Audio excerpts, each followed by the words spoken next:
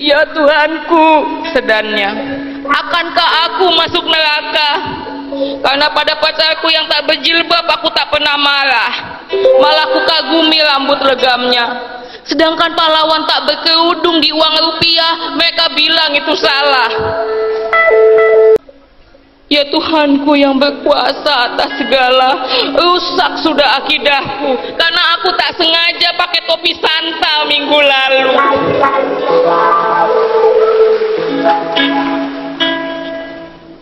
Berfoto bersama kawan di bawah pohon Natal yang diletakkan di pojokan kantorku, tapi aku sungguh tidak tahu. Kusangka itu produk budaya saja, buatan Coca-Cola katanya. Cintai negerimu nak, karena dengan begitu kau akan mencintai Tuhanmu.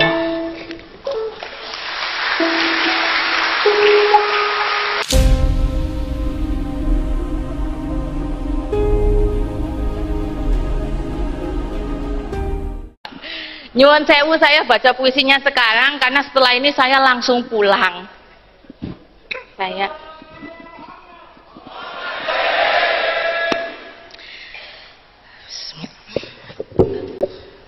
Pertama-tama saya tidak punya puisi yang berjudul Om Tolelot Om.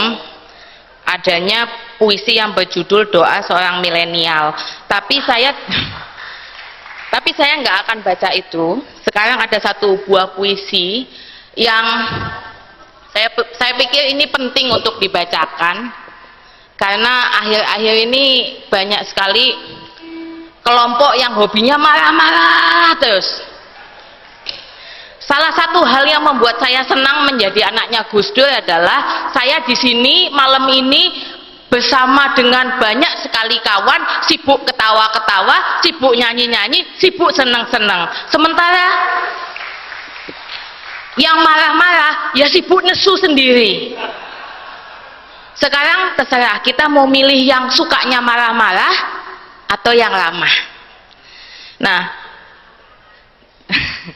pada saat melihat kondisi Indonesia saat ini, banyak sekali kelompok-kelompok yang kemudian menganggap jalannya lebih baik daripada yang lain dan kemudian berpikir bahwa Indonesia ini harus diganti jadi seperti negara lain, jadi seperti negara tertentu. Saya kemudian teringat dengan Gus Dur. Entah kenapa di dalam imajinasi saya membayangkan ketika membuat puisi ini, membayangkan Gus Dur yang sedang berbicara dengan muridnya yang anak kecil. Puisi ini judulnya Santri Bertanya Pada Sang Guru. Santri bertanya pada sang guru, Kiai, apa itu Indonesia? Indonesia nak adalah barokah dari Allah pada hambanya yang diberikan lewat rentetan panjang perjuangan rakyat Sumatera hingga Papua melalui gumpalan darah Cikditiro hingga Patimura. Santri bertanya pada sang guru, Kiai, apa itu Nusantara? Nusantara nak adalah rentangan panjang sajadah kita, tempat kita bersimpuh dan bersujud hingga akhirnya nanti kita rebah bergabung dengan tanah. Santri bertanya pada sang guru, Kiai, apa itu Pancasila? Pancasila nak adalah ejawantah dan bukti kecintaan kita pada yang kuasa melalui kerja nyata pada sesama sebagaimana sudah menjadi kesepakatan para ulama dan umaro sebelum kita. Santri bertanya pada sang guru, Kiai, apa itu Bhinneka Tunggal Ika?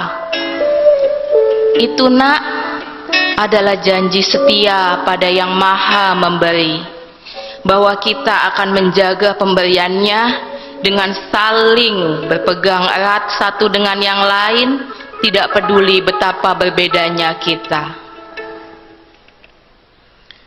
Santri bertanya pada sang guru, "Kiai, bagaimanakah cara menjadi orang yang taat beragama?"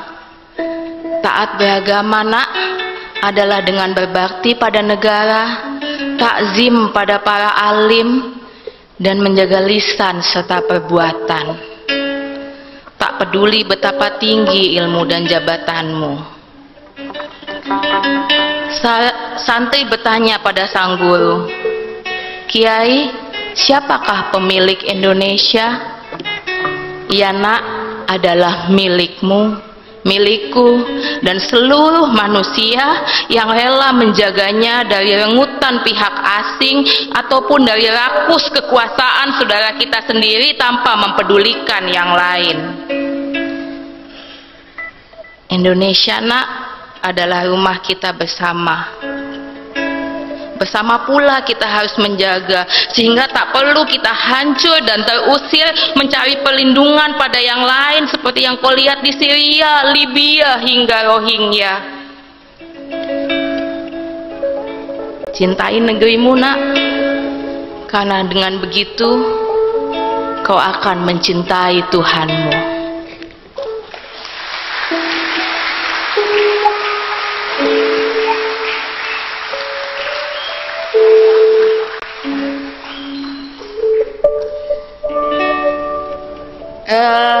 Saya ada satu puisi lagi.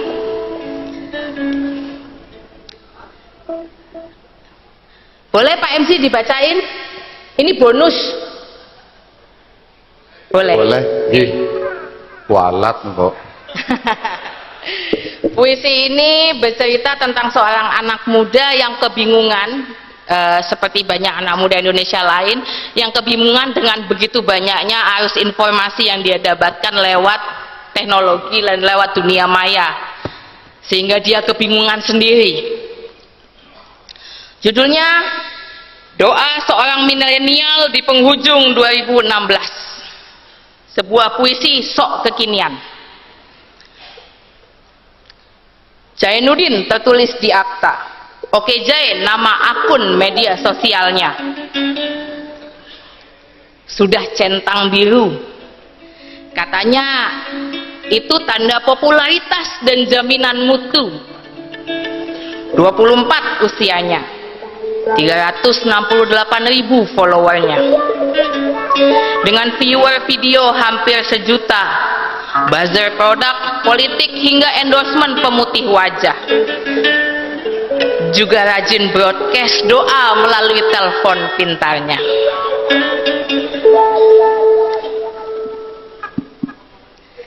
Tapi malam ini ada yang berbeda. Ini bukan malam biasa. Malam ini hatinya resah, penuh dijalari rasa bersalah, menguapkan tanya-tanya yang ia tak tahu jawabannya. Lepas sholat Isya, bergeming Jai di atas sajadah. Kedua tangannya tengadah dan ada air sedikit menggenang di sudut mata. Mulutnya qomat kamit merapal doa. Ya Allah yang Maha Pengasih. Ia meratap lirih. Berdosakah aku kalau tadi pagi aku makan sari roti?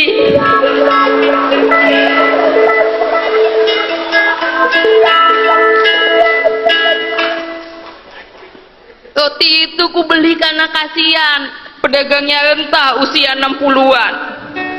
Sudah beberapa hari ini tidak ada yang mau beli, begitu keluhnya. Sedang aku juga minum Equil dalam meeting tadi malam.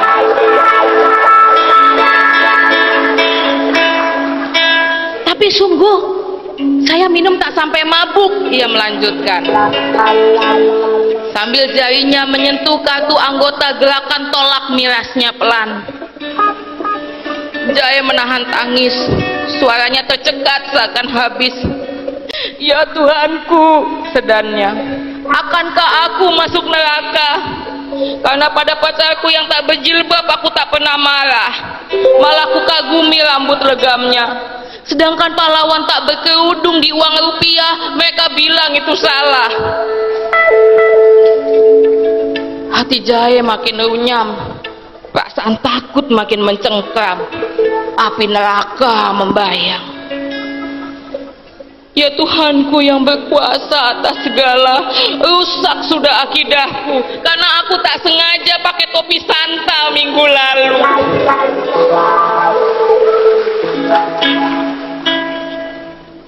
Berfoto bersama kawan di bawah pohon Natal yang diletakkan di pojokan kantorku, tapi aku sungguh tidak tahu.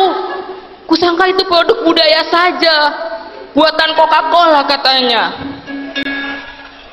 Sekarang aku kasihan pada emak, hancur pasti hatinya lihat akidah anaknya rusak. Matanya semakin basah, ingusnya turun. Sambil pelan menarik ingus, ia melanjutkan, ya Allah yang Maha Tahu, siapakah yang harus jadi panutanku? Ulama mana yang perlu kutiru? Ulama baru tapi terkenal di TV, wajahnya seliweran sana sini, yang ceramahnya seringkali membuatku merasa kalah karena jika tak sependapat dianggap salah, segala-segala dianggap bid'ah.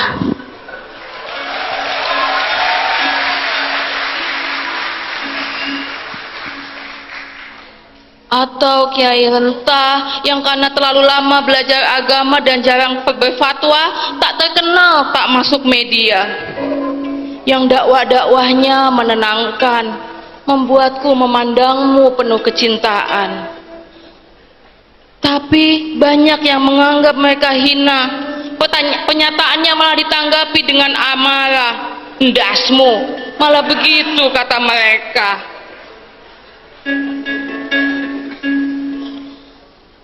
Tubuhnya mulai lelah, tangan yang tadi tengada mulai rebah,